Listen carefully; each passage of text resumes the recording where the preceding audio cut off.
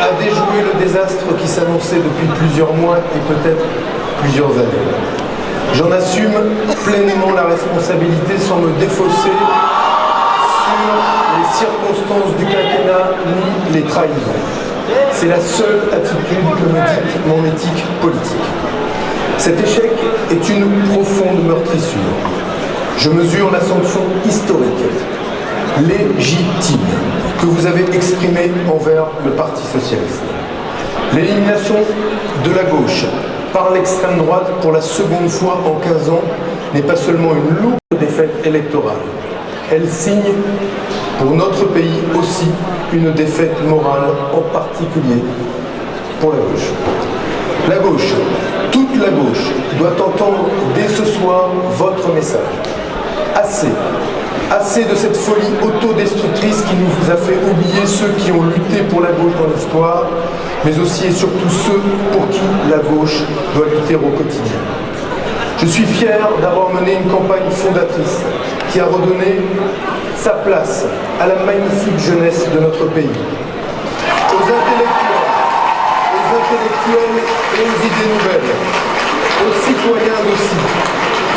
Une campagne démocratique, sociale, écologique, européenne, dont les ruptures, dont les innovations, décriées comme l'est parfois ce qui est inconnu, sont autant de graines semées pour l'avenir. La gauche n'est pas morte. La gauche n'est pas morte. Je sais que vous n'attendez pas une recomposition d'appareil, les arrangements d'un vieux monde politicien épuisé par une 5e République elle-même à bout de souffle. Vous me l'avez dit, vous attendez une renaissance. Ce soir, elle est douloureuse. Demain, elle sera féconde. Je ne vous la promets pas, je vous la demande.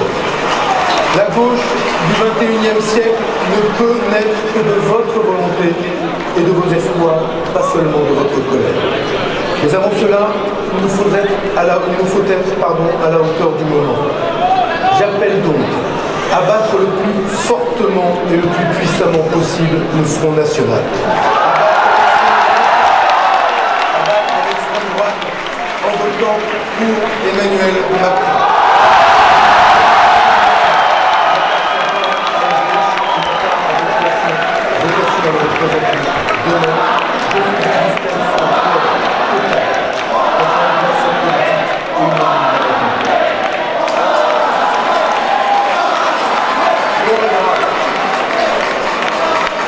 L'heure est grave, le combat continue.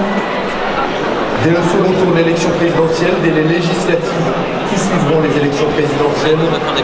Ce soir, je ne pense qu'à celles et ceux qui nous attendent. Je ne les abandonnerai jamais. Je ne déserterai jamais.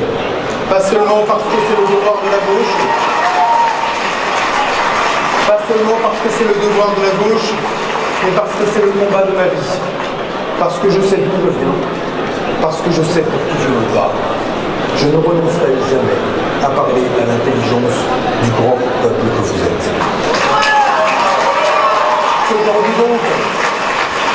Qu'aujourd'hui donc, vive la République et que demain, vive la gauche. Je vous remercie.